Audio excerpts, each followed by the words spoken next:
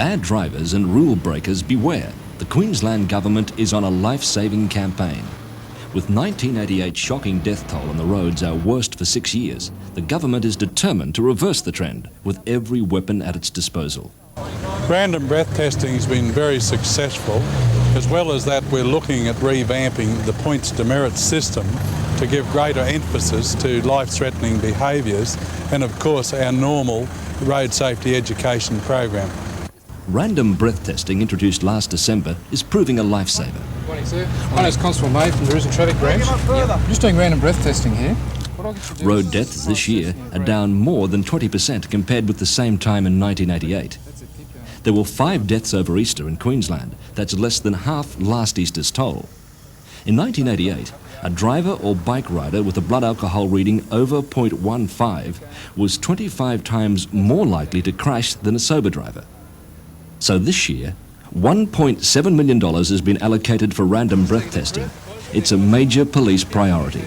With the R.B.T, it does cause inconveniences to some, little delays and what have you, but I'm sure that the public are quite happy about it because I'm sure that they prefer that little inconvenience rather than have us knock on their doors late at night to tell their loved ones have been badly injured or killed.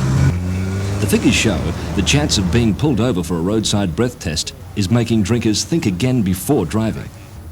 There are more weapons in the government's safer driving crusade.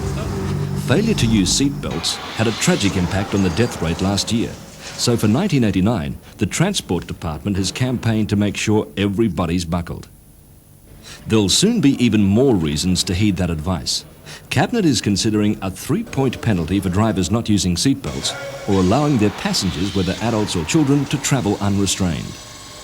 That's part of a tougher demerit point system backed by Cabinet. It'll give drivers the options of a 3-month suspension or a year's conditional licence if they lose 12 points over 3 years. Any offence committed during the conditional period will cost drivers their licence for a mandatory 6 months. Another proven big killer, speed, is targeted. Drivers exceeding the speed limit by 45 kilometres an hour will lose 6 licence points. And for the first time, points penalties will be uniform throughout Australia.